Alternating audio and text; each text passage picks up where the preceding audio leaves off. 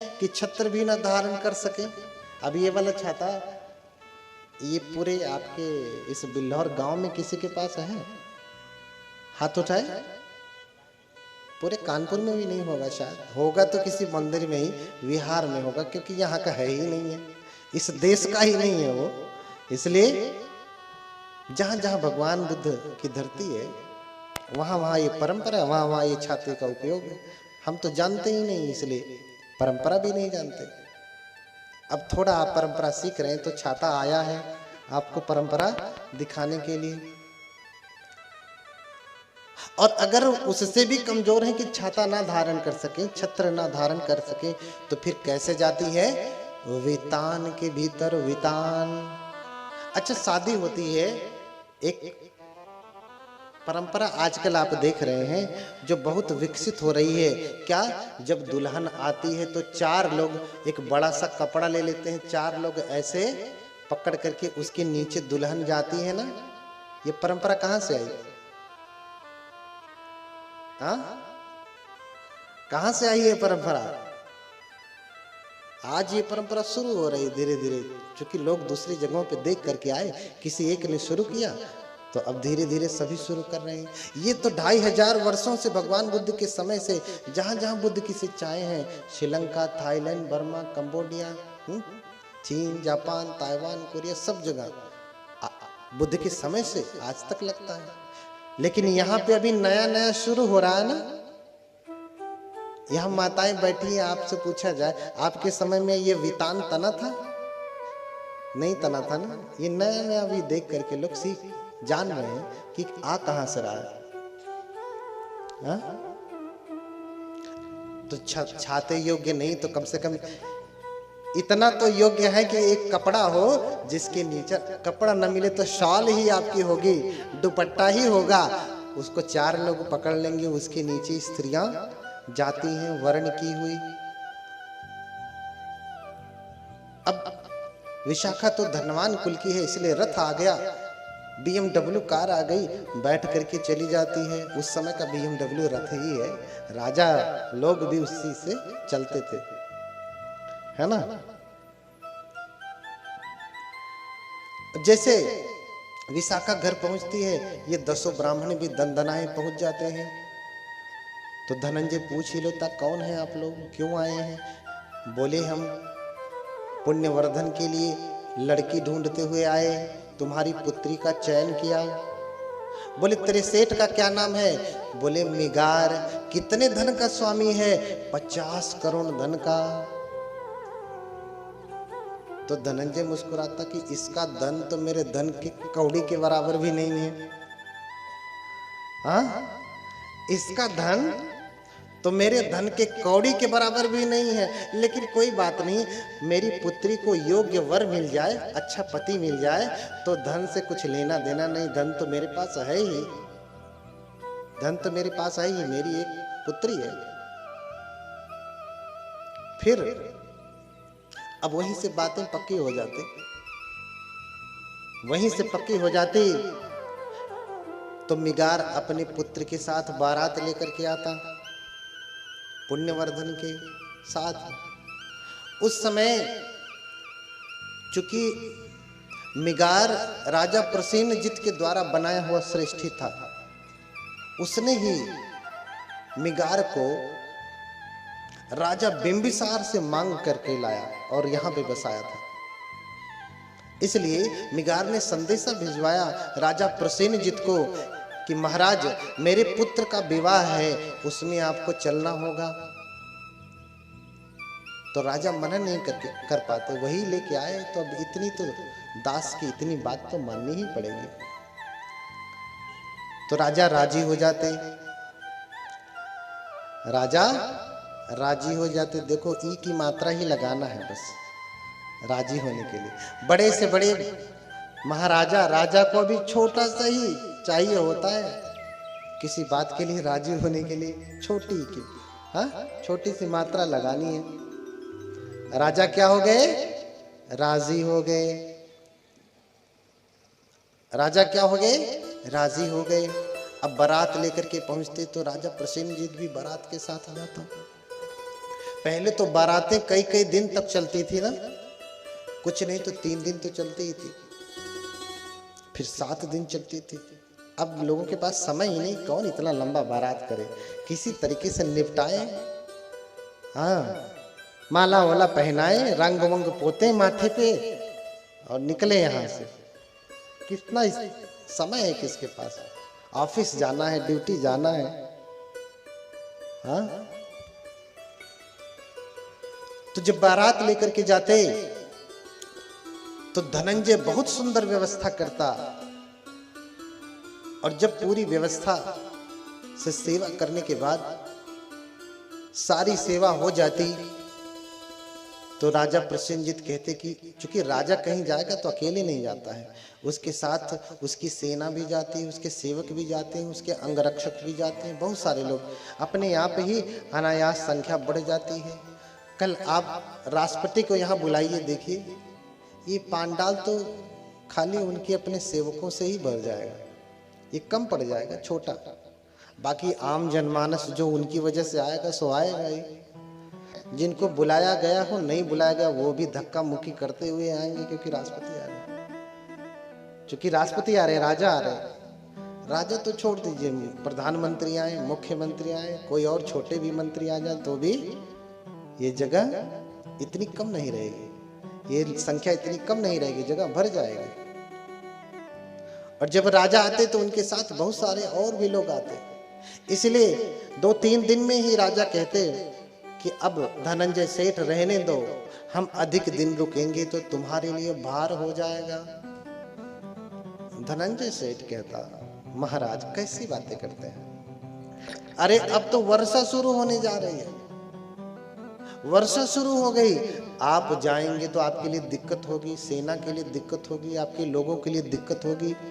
आज के जैसा आरसीसी रोड नहीं हुआ करता था, तो कच्ची भूमि होगी, आपकी गाड़ियां, आपकी बैलगाड़ियां, आपके रथ उसी में धंस जाएंगे, आपको बहुत दिक्कत होगी जाने में। तो बारिश बिता के जाइए, 3 महीने वर्षा का काल होता है ना, एक और महीना मिला दिया जाए तो 4 महीना, तो 1 महीना, 3 महीना। राजा स्वीकार कर लेते, चूंकि अभी कोई काम नहीं, कोई युद्ध नहीं लड़ना, और धनंजय सेठ बहुत बड़ा सेठ है, वो नाम का सेठ है, लेकिन धन में राजा प्रसेनजीत से भी अधिक है।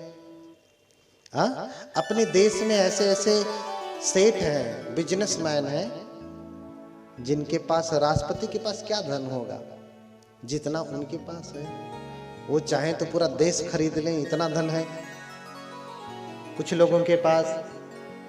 तो राजा रुक जाते, फिर क्या होता, राजा सेवक अपने सभी सेवकों से, साथियों से, अंगरक्षकों से हिदायत दे के रखते कि पूरी तरीके से व्यवस्था में चौकन्ने रहो, सुरक्षा बनी रहे। इधर धनंजय उनके रुकने की पूरी व्यवस्था करता कि अब ये 3 महीने रुकेंगे तो कहाँ रुकेंगे। अपनी पुत्री से, उसी विशाखा से जाके पूछते, विशाखा बहुत बुद्धिमान भी है, कहते कि अरे पुत्री, तेरा ससुर राजा को लेकर के आया है, तो तू बता कि राजा कहाँ रुकेगा, उसके मंत्रीगण कहाँ रुकेंगे, सेवक कहाँ रुकेंगे। तो पुत्री बड़ी विदुषी थी, विद्वान थी, जानती थी कि किसको कहाँ पे रोकना है। एक तो समझना चाहिए, घर पे जब अतिथि आते हैं तो अतिथि भी किस लेवल के हैं उस हिसाब से आतिथ्य करना चाहिए। अब आप राजा को बुला के लाएं और अपने घर में कहें कि आओ बैठो महाराज यहाँ जमीन पे, राजा नहीं बैठेगा, राजा नहीं बैठेगा, उसका अपमान हो जाएगा। इसलिए पुत्री ने बताया कि पिताजी, राजा के लिए ये आवास ठीक रहेगा, उसके मंत्रियों के लिए ये आवास ठीक रहेगा, अन्य के लिए ये आवास ठीक रहेगा।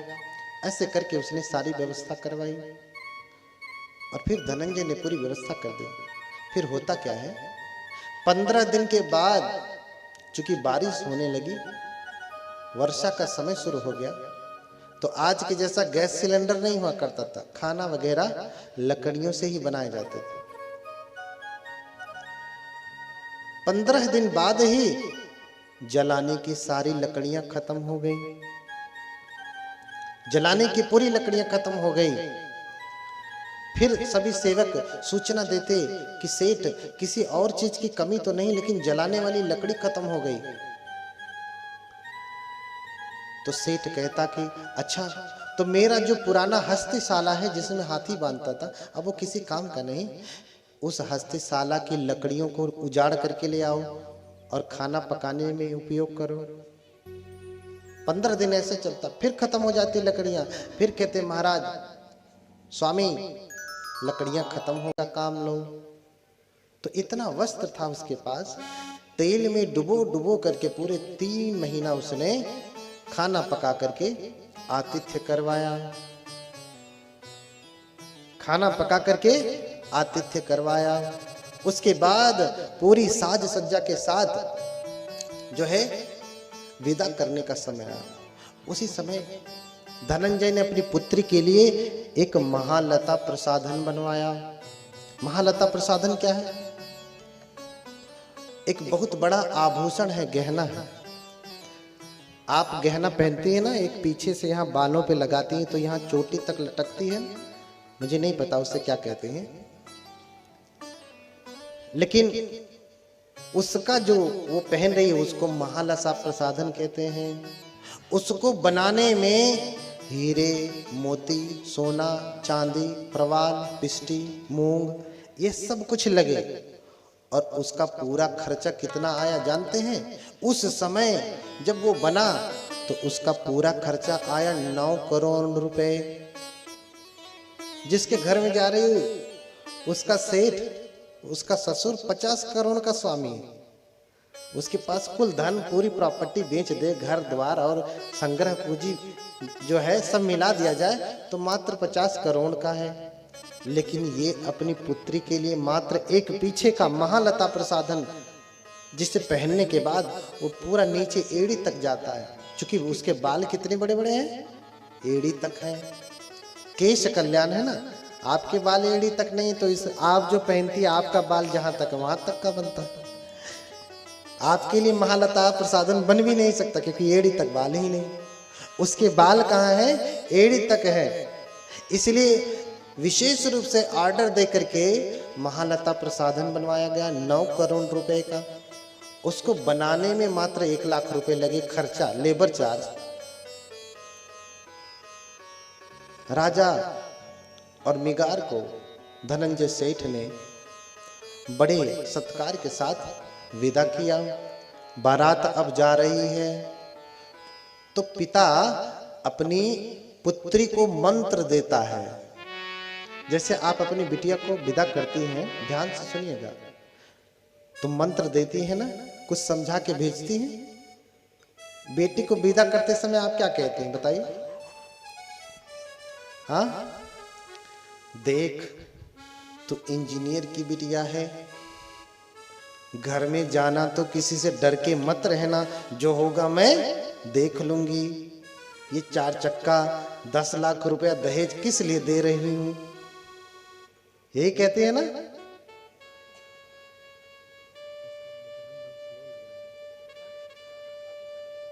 हाँ, देख तू इंजीनियर की बिटिया है, किसी से दब करके मत रहना, जो होगा मैं देख लूंगी। यही मंत्र पढ़ के भेजते हैं ना। जो दान जो दहेज देते हैं वो तो भेजेंगे भैया। देखिए कमी इस बात इसकी है कि आप पुत्री नहीं ढूंढ रहे, वधू नहीं ढूंढ रहे, आप खरीद रहे हैं। हाँ, लड़के वाले अपने लड़के को बेच रहे हैं और लड़की वाले लड़कों को खरीद रहे हैं, बोली लगाते हैं ना भैया मेरा बेटा है 1 लाख गाड़ी और 10 लाख रुपए में ही बिकेगा, इससे कम में नहीं बिकेगा। हाँ, सरकारी डॉक्टर है। तो एक कार और 10 लाख रुपए में 20 लाख रुपए में ही बिकेगा, इतना सस्ता नहीं है ये घोड़ा। हाँ, तो भैया जो खरीदेगा जो वस्तु, तो जैसा चाहेगा वैसे न रखेगा। तो बिटिया घर में आती है तो वो भी एकदम महारानी बन के रहती है, उपद्रव मचा के रहती। भैया खरीदा है उसने, माता पिता से, सास ससुर से उसने पति को खरीदा है, और आपने बेचा है अपने बेटे को। फिर कल को क्यों मुंह फुलाए बैठे रहती हैं कि अरे हमारी बहू आई है और हमारा बेटा तो उसी की बात मानता है, न जाने पता नहीं क्या खिला दिया है इसने, वो जो कहती है वही करता है। भैया उसे करना ही चाहिए, मैं तो कहता हूँ, क्योंकि आपने उसे बेचा है। तो धर्म तो यही कहता है कि अब आपने बेच दिया बेटे का, ये पति उसका, बेटा आपका उसका हो गया, उसकी वस्तु हो गया। अब वो जैसा चाहे अपने पीछे पीछे नचवाए, चाहे खाना बनवाए, चाहे बर्तन धुलवाए, चाहे झाड़ू लगवाए, आपने तो बेचा है ना। हाँ, बेचा है तो फिर क्या करेंगे। तो दहेज लेने की जो परंपरा है इसे आप बंद करिए, खरीदना बेचना बंद करिए। अपने से जिसकी जो इच्छा वो देवे ना देवे, लेकिन ये खरीदना बेचना बंद करिए। मंत्र देना भी बंद करिए कि तू डॉक्टर की बिटिया है, तू डॉक्टर की बिटिया है, किसी से दब करके मत रहना, जो होगा मैं देख लूंगी। और इधर भी जब आपके घर में आप अपनी बेटी को तो बारूद भर के भेज देती हैं, आपके घर में जब बहू आती है तो वो भी बारूद भर के भेजती है कि देख तू भी आईएएस की बिटिया है। उस घर में जा रही तो दब करके मत रहना। आपने बारूद भर के अपनी बेटी को भेजा है दूसरे घर में, वहां जाके फट रही है, और आपके घर में जो बहू आई वहां से उसने बारूद भर के भेजा है, आपके घर में आके फट रही है। कमी कहां से हो रही। ये बारूद भेजना बंद करिए, बारूद भेजना बंद करिए। देखिए पहले कैसा हो रहा है, मिगार ने कुछ नहीं मांगा, मिगार ने कुछ नहीं मांगा, उसके पुत्र ने भी कुछ नहीं मांगा। अभी तो क्या मांगा, एक सुंदर लड़की बस। उन 5 लक्षणों में कहीं धन है नहीं, बस सुंदरता से ही संबंधित है। तो भाई सुंदरता पे अधिकार है, आप विवाह कर रहे हैं, एक दूसरे को पसंद करें, जिसमें मन रमे उससे विवाह करें। इसलिए बुद्ध भी कहते हैं कि करत बियाह दबाव न देही, निज निज जोरी चयन कर ले।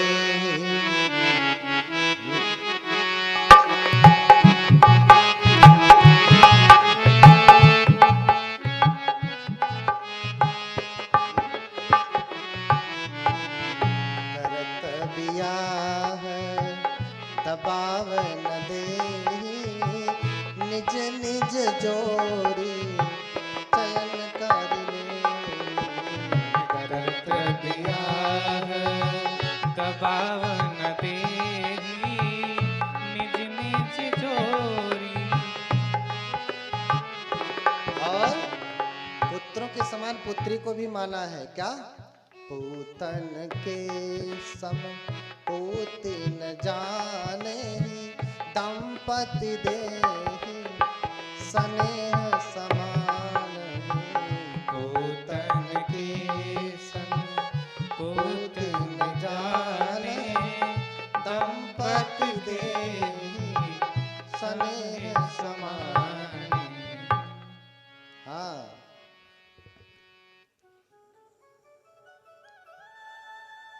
अपनी मर्जी से विवाह करने की अनुमति दें, जबरदस्ती ना करें।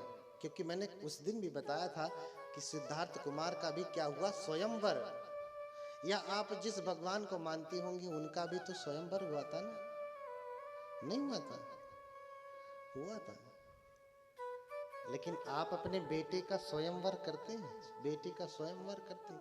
भाई वो राजा थे तो राजा के तरीके से किया, आप राजा नहीं तो कम से कम अनुमति तो जान लीजिए। रहना दोनों को एक साथ है, लेकिन योग्यता का परीक्षण कर लें, भले पसंद के लड़के लड़की एक दूसरे के हों, लेकिन योग्यता का परीक्षण माता पिता स्वयं कर लें।